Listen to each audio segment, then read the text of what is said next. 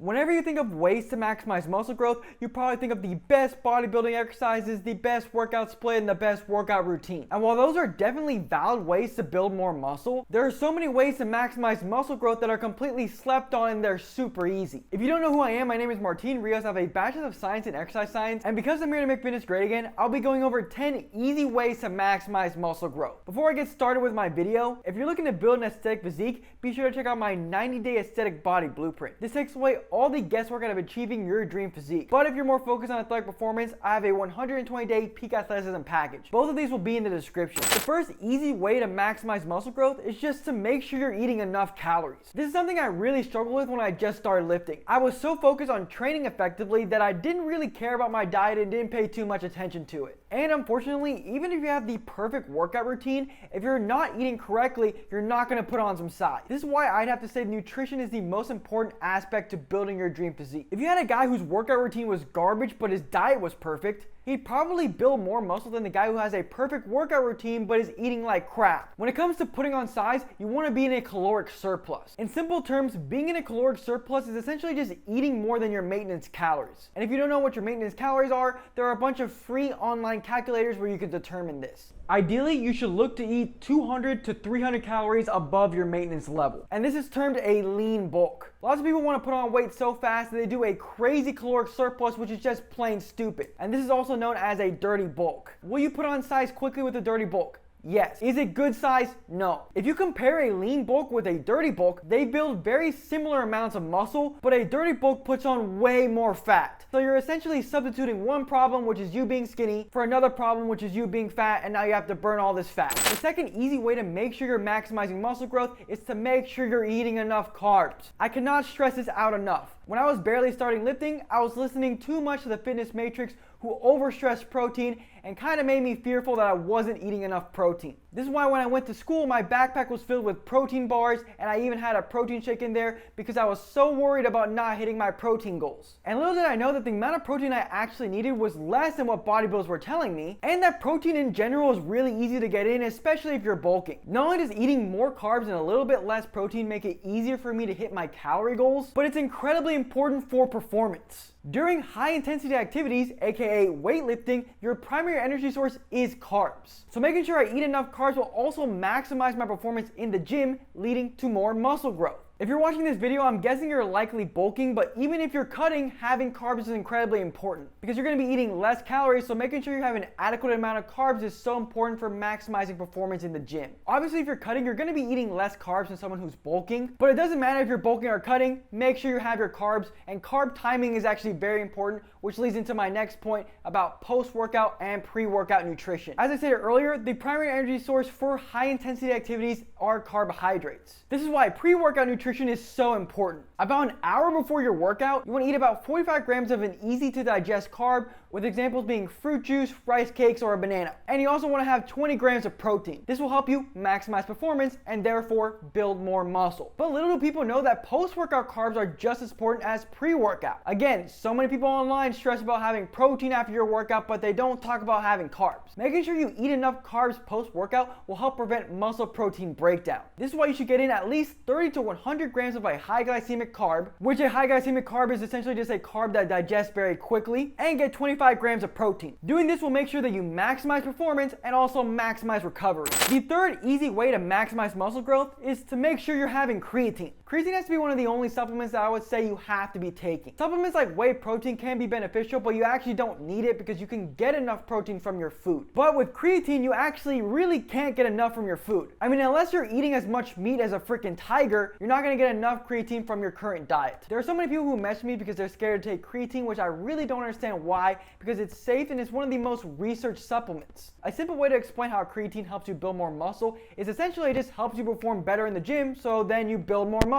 If you're a teenager, I wouldn't rush into taking creatine. I mean, I started taking creatine when I was 19. But if you're consistent at the gym, I would definitely recommend taking creatine. And if you're just starting out, I would take 3 to 5 grams per day. The fourth easy way to maximize muscle growth is progressive overload. I would have to say progressive overload is the easiest way to build muscle because it's the easiest one to track. For example, techniques like eccentric overload or metabolic stress can be very useful, but they're very hard to track and make progress over time. Progressive overload essentially just means you're getting stronger over time. And it's so easy to do, but I feel like a lot of people don't do it. And I fell victim to this when I barely started lifting. I still remember I would go to the gym, grab the 25-pound dumbbells for my chest press because I couldn't even bench the bar, and continue doing that for weeks. And this can be on a piece of paper or your phone, it doesn't matter. Make sure you're writing down the weight and the reps you do each session. And in order to use progressive overload to your advantage, you should just look at what you did last time and try and beat it. Whether you're adding more weight or doing more reps, it doesn't matter.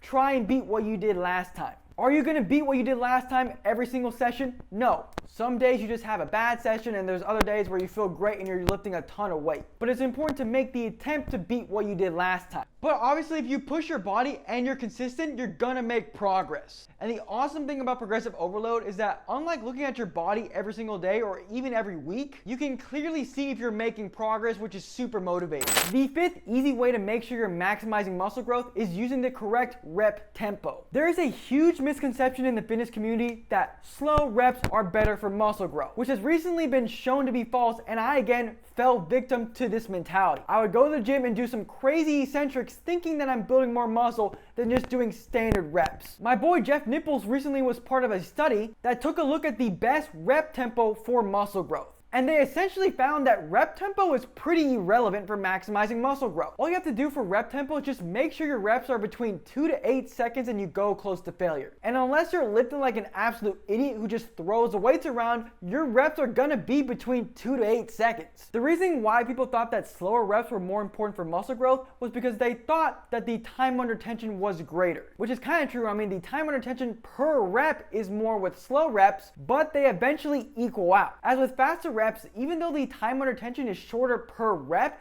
you end up doing more reps, so they end up equaling out. So when it comes to rep tempo, just go at a tempo that you find the best, which may vary from person to person. Make sure you control the eccentric, so don't just let the weight fall down, and obviously go close to failure. The sixth easy way to maximize muscle growth is to make sure you're using the appropriate rest time. And again, younger me didn't do this right. I've actually fallen into both ends of the spectrum. There was one time where I was just trying to get in and out of the gym as fast as possible, so I was using too little rest, and there was a point where I was using way too much rest time to where I was maximizing strength, not muscle growth. And I did get freaking strong. I was like 150 pounds and I was squatting 345 for reps, which unfortunately I lost that strength during COVID because I didn't have access to all these weights, but it was still pretty cool. But my goal wasn't necessarily to get stronger, it was to maximize muscle growth, and obviously that wasn't doing it. The current body of research seems to suggest that anything from 1 to 4 minutes of rest time will maximize muscle growth. But I like to split this up into isolation exercises and compound lifts because isolation exercises are obviously less fatiguing than compound lifts. I like to keep my rest time for isolation exercises like